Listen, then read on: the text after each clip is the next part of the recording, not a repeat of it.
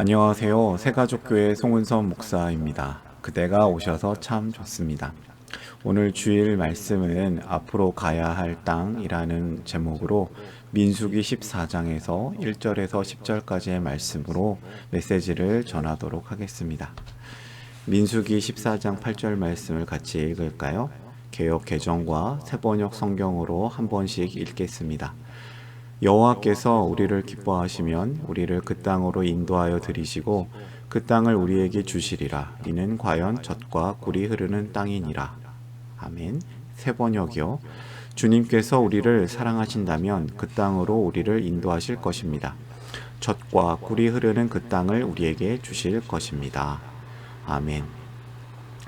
코로나 바이러스 상황 때문에 우리가 이렇게 온라인 예배로 함께 또 드리고 있습니다. 개인 방역을 철저히 해야 하겠습니다. 오늘 이야기의 배경이 있는데요.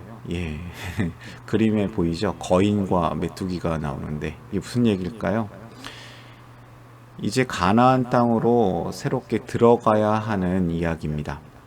이스라엘 백성들이 광야에서 40년간 방황하다가 유리하다가 이제 새로운 땅, 하나님께서 약속하신 그 땅으로 들어가야 될 시점이죠. 이전에 신명기 말씀 기억나실 거예요. 새로운 땅에 들어가기 전에 하나님의 말씀을 다시 한번 펴서 하나님의 말씀을 확인하는 일들이 필요했죠. 이제 민수기 14장에서는 출애굽을 한 이스라엘 백성들이, 이집트를 탈출한 백성들이 가나안 땅을 앞에 두고 정탐하는 이야기가 나와 있습니다. 12명의 정탐꾼들이 보고 왔는데 보고 가운데 10명은 부정적이고 2명은 긍정적인 의견을 갖고 있습니다. 이 2명이 여호수아와 갈렙이죠. 이렇게 보고합니다. 10명이 우리는 메뚜기 같고 그들은 거인이다. 지금 그림에 나오는 메뚜기는 아주 슈퍼 초울트라 메뚜기겠죠. 엄청 큰데요. 이렇게 큼에도 불구하고 거인에 비하면은 아무것도 아닙니다. 이 사람들은 이 부정적인 의견을 듣고 모세와 아론을 원망하는데 오늘의 이야기의 배경인 것입니다. 설교를 위한 질문을 3가지를 준비했습니다. 이 3가지 질문은 여러분들의 설교 그리고 본문에 대한 이해를 돕기 위한 것인데 이 질문이 3가지만 있는 건 아닌데요. 이 질문을 통하여서 여러분의 그 말씀이 여러분이 듣는, 여러분이 보는 이 말씀이 깊은 은혜가 있기를 소망합니다. 3가지 한번 읽어볼까요? 정탐 보고를 들은 백성들의 반응은 어떠한가? 이때 모세 및 지도자들은 어떤 모습을 보이는가? 더욱 나빠진 상황에 어떤 일이 일어나는가? 이 정탐 보고를 들은 백성들의 반응이 어떠할까요? 새로운 세계를 앞두고 두려움이 가득하죠. 온 회중이 소리 높여 아우성 쳤다. 백성이 밤새도록 통곡하였다. 거인이 앞에 있다. 우리는 가면 죽는다. 이런 마음이겠죠. 온 이스라엘 자손이 모세와 아론을 원망하였다. 온 회중이 그들에게 말하였다. 차라리 우리가 이집트 땅에서 죽었더라면 더 좋았을 것이다. 아니면 차라리 우리가 이 광야에서라도 죽었더라면 더 좋았을 것이다. 그들은 또 서로 말하였다. 우두머리를 세우자. 그리고 이집트로 돌아가자. 무슨 이야기인가요? 백성들이 두려워서 밤새도록 통곡하고 소리 지르고 혹시 이런 기분이 든 적이 있을까요? 여러분들의 인생 가운데 혹시 이런 기분이 든 적이 있나요? 시험 전날 밤 아주 중요한 만남을 앞에 두고 혹은 내일이면 뭔가 아주 심각한 일들을 해야 되기 전날 밤에 그래도 그렇게 막 두려워서 밤새도록 통곡하진 않을 거예요. 그냥 죽겠다. 내일이면 죽겠다. 그 두려움이 어떤 일들이 벌어지냐면 모세와 아론을 원망하고요. 남을 원망해요. 가장 원인을 자신에게 두지 않고 다른 사람에게 탓을 하는 거죠. 인간의 죄성입니다. 자기 중심성 때문에 그런데요.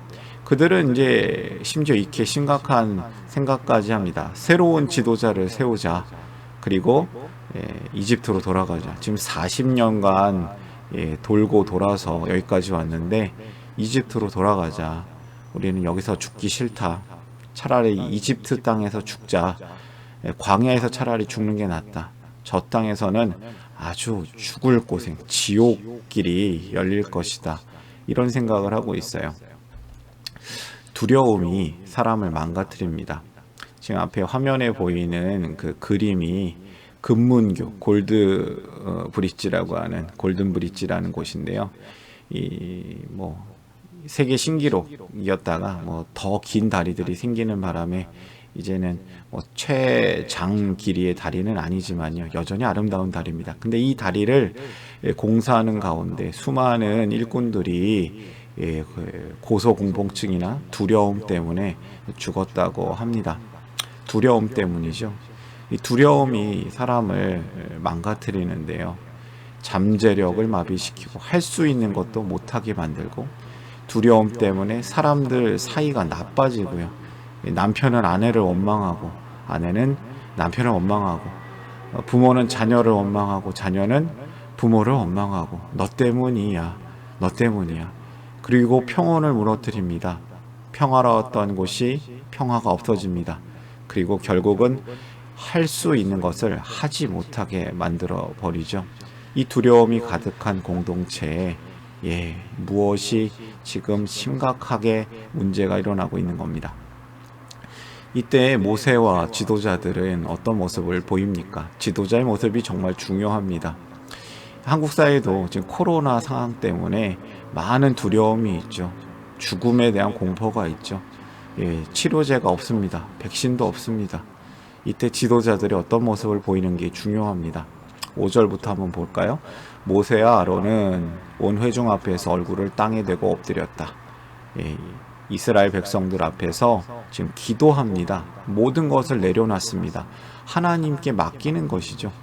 그러자 그 땅을 탐지하고 돌아온 여호수아와 갈렙이 자신들의 옷을 찢으며, 과격한 표현이긴 한데요, 억울한 거죠. 자신들은 제대로 보고 왔는데 말하였다. 우리가 탐지하려고 두루 다녀본 그 땅은 매우 좋은 땅입니다. 엄청 좋은 땅입니다. 주님께서 우리를 사랑하신다면 그 땅으로 우리를 인도하실 것입니다. 젖과 꿀이 흐르는 그 땅을 우리에게 주실 것입니다. 다만 여러분은 주님을 거역하지만 마십시오. 여러분은 그 땅 백성을 두려워하지 마십시오. 그들은 우리의 밥입니다. 우리에게 밥이에요, 밥. 그들의 방어력은 사라졌습니다. 주님께서 우리와 함께 계시니 그들을 두려워하지 마십시오. 여호수아와 갈렙이 옷을 찢어가며 이야기합니다. 모세와 아론은 기도하고 여호수아와 갈렙은 세게 얘기합니다. 그 땅, 매우 좋은 땅, 젖과 꿀이 흐르는 땅, 그 땅 매좋은 땅, 젖꿀 땅, 이렇게 하는데요. 정말 핵존 땅이라고 얘기하고 있는데, 두려워하지 마라. 그들은 우리의 밥이다. 이렇게 얘기하고 있는데 도대체 무슨 일이 벌어지고 있는 것입니까? 다수의 부정 의견과 소수의 긍정 의견이 있습니다. 다수결은 최상의 결정이 될까요? 소수 의견은 문제가 없는 걸까요? 부정 의견이 있고 긍정 의견이 있으면 항상 긍정 의견만 좋은 걸까요? 아니면 부정 의견이 맞는 걸까요? 여러분, 기준이 무엇입니까? 판단을 거룩과 사랑의 기준으로 해야 할 것인데, 하나님께서 주신 말씀과 약속에 합당한 것이 되어야 합니다. 두려워하지 말라. 그들은 우리 밥이다. 근데 살다 보면 내가 밥인 것 같죠. 내가 을인 것 같고, 이 세속적 기준에 따라서 여러분 우리는 많이 현혹됩니다. 흔들립니다. 그러나 모세, 아론, 여호수아, 갈렙, 깨어있는 이 사람들은 쪽수에 밀리지 않았습니다. 왜냐하면 진리는 다수결이 아니기 때문이에요. OX 문제 해보신 적 있으시죠? 사람들 많은 곳으로 따라갔다가 탈락된 적이 한두 번이 아닙니다. 하나님께서는 이스라엘이 현실의 두려움이 아닌 하나님의 말씀과 약속을 바라보기를 원하셨습니다. 이 혼란한 상황 가운데 어떤 일이 일어납니까? 10절 말씀에 그러나 온 회중은 그들을 돌로 쳐 죽이려고 하였다. 그때에 주님의 영광이 회막에서 온 이스라엘 자손에게 나타났다. 이 백성들이 여호수아와 갈렙의 보고를 듣고도, 이 충고를 듣고도 두려움에 사로잡힌 채 오히려 그들을 죽이려고 합니다. 그때 하나님의 영광이 그 앞에 나타나서 하나님이 개입하시죠. 하나님의 뜻이 나타납니다. 사람들의 판단과 하나님의 판단이 다르다는 겁니다. 세상을 움직이시는 분은 하나님이십니다. His story, His story, 하나님께서 역사를 이끌고 가시죠. 사람들은 그런데 이러한 제대로 된 메시지를 듣고도 화를 냅니다. 듣고 싶지 않아요. 이미 두려움에 사로잡혀서 이 이야기가 귀에 들어오지 않습니다. 여러분들 귀에는 지금 어떠한 메시지가 들어오고 있습니까? 혹시 걸러내고 있지는 않습니까? 하나님이 주시는 비전과 꿈에 대한 그런 메시지를 제대로 들으시기를 바랍니다. 우리가 이쯤에서는 이 말씀을 우리에게 각자에게 던져야 될 것 같습니다. 세속적 기준이 아닌 하나님 나라 복음의 비전으로 현재 세상을 보고 계십니까? 여러분, 하나님 나라 복음의 비전으로 이 세상을 보시길 바랍니다. 하나님께서 우리에게 이 세상을 주셨기 때문입니다. 두 번째, 하나님 나라 복음의 비전을 가진 성도답게 살면서 그로 인해 공격을 당하여도 비전을 굳게 지킬 수 있겠습니까? 여러분, 굳게 지키시길 바랍니다. 세상 안에서 거룩한 하나님의 비전을 지키는 그 사람이 결국 승리한다는 것을 끝까지 믿습니까? 믿으시길 바랍니다. 여러분, 하나님 나라 언젠가 임하실 것이고 그 가운데 우리는 승리할 것입니다. 우리가 해야 될 가나안 땅이 도대체 어디입니까? 여러분, 오른쪽에 페이스북 좋아요, 라이크 표시도 있고 유튜브도 있는데요. 여러분, 우리가 가야 할 가나안 땅이 도대체 어디입니까? 참된 행복을 찾는 이들이 여전히 많이 살고 있는 이 세상이 혹시 가나안 땅은 아닙니까? 현재를 사는 성도의 사명은 이 땅을 정복 전쟁으로 봐서는 안 될 것입니다. 우리의 사명은 이 땅에서 죄로 인하여 뒤틀려진 세상 안에서 거룩하게 살아내고 선한 영향력으로 복음을 전하는 것입니다. 하나님께서 허락하신 세상으로 가시길 바랍니다. 두려움으로 후퇴하지 말고 믿음으로 나아가길 원합니다. 우리가 살고 있는 지역, 국가, 온라인 등 모든 환경이 사역지가 되는 것입니다. 오늘 메시지를 정리하겠습니다. 3가지인데요. 같이 한번 읽어볼까요? 하나님의 비전을 굳게 믿으라. 우리의 욕망이 아닌 하나님의 비전이어야 합니다. 기준은 말씀입니다. 내 욕망을 비전으로 착각하면 안 될 것입니다. 세상 판단에 무너지지 말라. 여러분, 수많은 공격이 있을 수 있어요. 판단 기준이 있을 수 있어요. 그래서 때로는 외롭고 힘들어요. 그러나 버틸 수 있어야 합니다. 마지막으로 약속된 승리를 믿고 세상으로 나아가라. 이 세상은 하나님께서 우리에게 주신 사역지입니다. 그들은 우리의 밥입니다. 우리는 우리가 복음을 들고 가야 될 사명자인 것을 기억해야 합니다. 승리를 믿으십시오. 끝까지 버티는 자는, 끝까지 남는 자는 이깁니다. 승리를 믿으시고 새로운 땅으로 나아가시는 저와 여러분이 되시기를 바랍니다. 하나님의 비전을 굳게 믿고 세상으로 나아가라. 오늘 주일 메시지의 결론입니다. 앞으로 가야 할 땅. 코로나 이전으로 돌아가기 어렵습니다.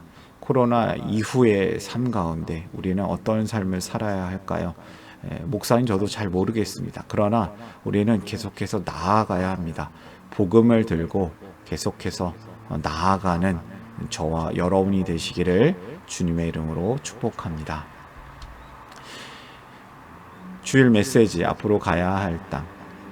메시지를 보시는 분들이 함께 하나님 주시는 은혜와 평강이 가득하고 넘치시기를 바랍니다. 감사합니다.